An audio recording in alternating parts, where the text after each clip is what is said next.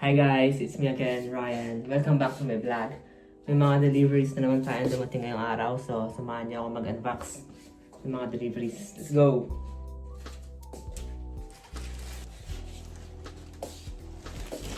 So, ito yung unang delivery guys. So, ano to? Soft shell jacket. Kasi, bukas, pupunta kami sa Sweden.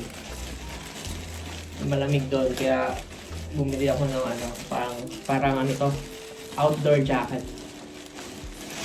So, guys. Ito siya. Bukod dun sa binili kong mga North Face na jacket, bumili pa ako ng extra, yung pang outdoor, yung pang malakasan na snow. Ito siya guys. Para ba ito buksan? Ito.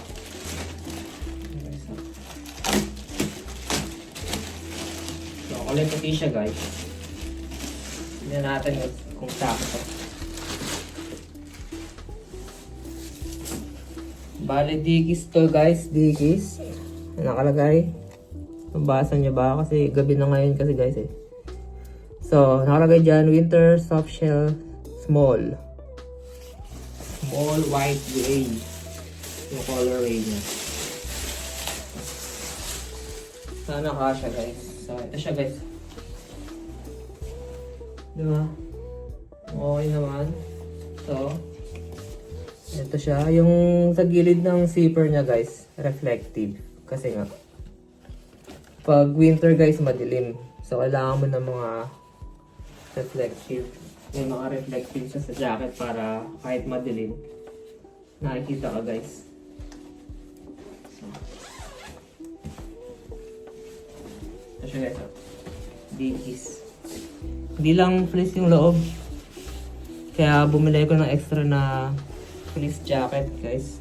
Kasi nga, nakita ko to sa internet, hindi siya fleece. Itong leg lang ang fleece. Yan o. So, hindi natin kung sakto guys.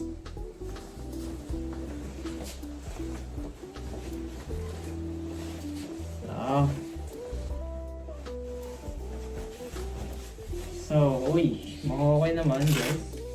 Meron siyang velcro dito para ma-adjust mo yung sa arm. Dito pa rin. So ito siya guys. Sasara muna natin guys. Kasi nga, yun yung problema natin sa jacket na binibili natin ay yung chan. Hindi nasasara kasi nga, malaki. So, nasara ko guys.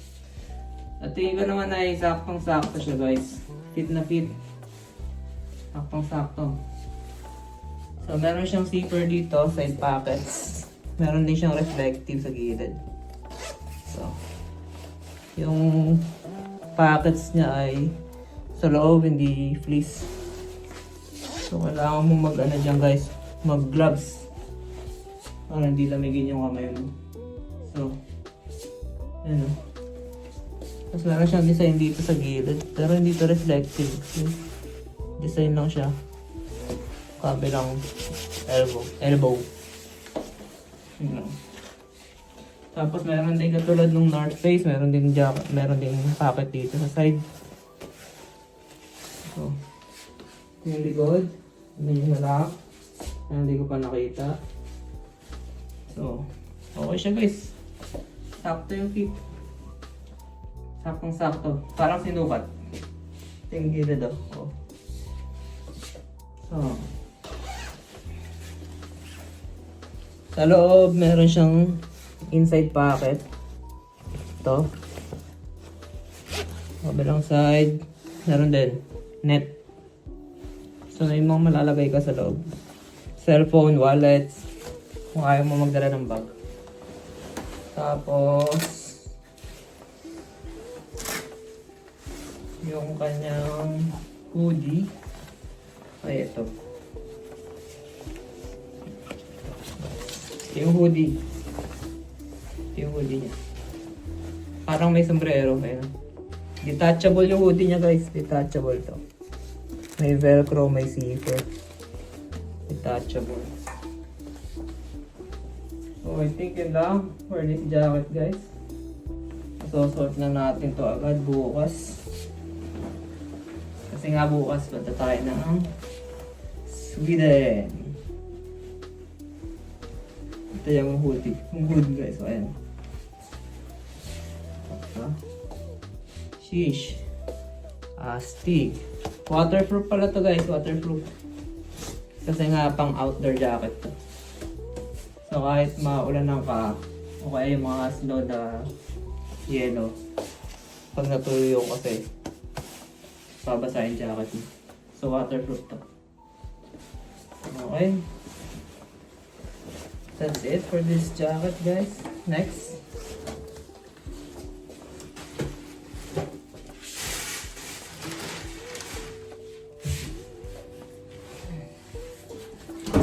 Ito isa medyo malaki guys. From Zalando. Ito ay walang ako na guys. Walang ako na cutter.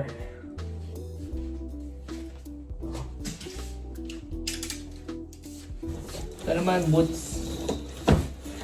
Kasi nga kailangan natin ng bagong boots para sa snow dun sa Sweden guys. Tingnan natin. Boots, meron ditong scarf tsaka beanie. Baba ko muna guys ha. So, siya guys. Hunter boots. Ewan ko kung ano meron sa Hunter guys. Ganda daw.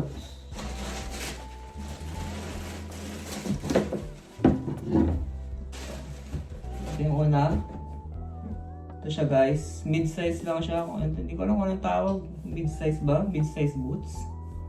I don't know. Pero meron siyang fleece sa loob. Labas ko lang isa para makita nyo ng malapitan guys.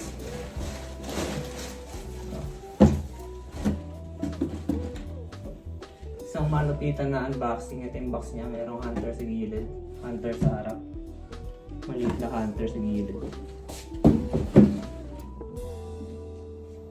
Again guys, personal pair natin to sa size 7, US 7, size 40 sa Euro sizing. So, ito siya guys, Hunter. Ito yun naman, fleece yung loob.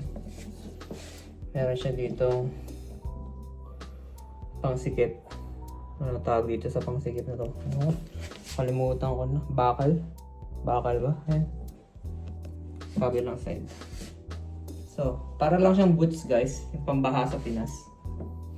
Oh. Pero, tingin ko pang snow to, hindi ka madudulas dito. Ayan o. Ayan yung ilalim niya guys. Yung nakalagay Hunter. Ayan. Nakita niyo naman. Ayan. So, ayan guys. Diba? Siguro guys, bukas makita niya to. I-videohan ko siya ng suot ko. Yan. Yan lang guys. Tapos ito pa isa guys. Hunter na scarf tsaka beanie. Pang ulo. Ayan. Siya guys. So suotin ko rin ito bukas. Makikita niyo ito bukas guys. So,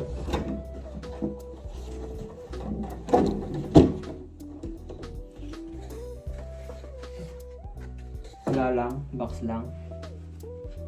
Naka ano pa siya guys eh. Naka-tie pa siya oh. Pero ito siya. Sige, antay natin para makita niyo. So, ito yung scarf guys oh. Hunter na malaki, nakasulat. Parang ganyan siya. Hindi ako marunong mag-tie ng scarf guys. Kung ganyan-ganyan ako. Mema lang. Basta, ganyan lang siya guys. Diba? Tapos yung beanie. Ito. Medyo magulo yung buhok ko guys. Kaya pagpasensyahan na. Kasi nga, galing kami sa labas. Nanood kami ng The Weeknd. Pero natulog na ako. Yan. Ito siya guys. Ewan ko kung okay ba. Siguro okay to tignan pag naka full ano na tayo, naka full winter outfit na suot. So, yan. Yan na siya guys. Ito. Tignan natin yung ano natin. Yan. So, hunter na beanie, hunter na scarf. Bili ko pala dito guys, ano, sa Zalando Lounge. Yung tawag dito sa Germany. Ayan. 25 euro set. Set na siya guys. Tapos, ang bili ko dito sa Boots Hunter, ano siya, 60 euro ata. 60 euro. Tapos, ang bili ko naman dito sa jacket, sa ano ko to binili? Dito sa Sports Bar ng ano, tawag sa shop, Sports Bar. Ayan, .de. German shop siya guys. Bili ko dito ano, 30 euro guys. Ayan. Ayan siya guys. Dickies na soft shell jacket. Meron pa akong binili sa Zalando guys. Ano lang to, t-shirts pang duty. Kasi nga, yung mga pang duty natin, butas-butas na. Yung mga t-shirts, butas-butas na sa bumili tayo nito. Ano lang to, plain t-shirts guys. 5 pieces. Ayan. Yan yung isang kulay. Babi na kasi guys, di ko makita yung totoong kulay pero parang navy blue siya. Tapos ito guys, black. Black siya guys pero mukhang navy blue sa video. Ayan, plain lang, pang duty lang guys. Kasi nga, tulad ng sinabi ko, butas-butas na yung t-shirts. So, ito ay olive green guys. Ilang pieces ko to? 5 pieces guys na t-shirts. Plain t-shirts. Gray. Ang bili ko dyan sa Zalando Lounge, 5 euro lang. Ayan, dalawang gray. Ito light gray guys. So, yun lang guys. Salamat sa panonood. At mag-ingat kayo palagi. Ciao!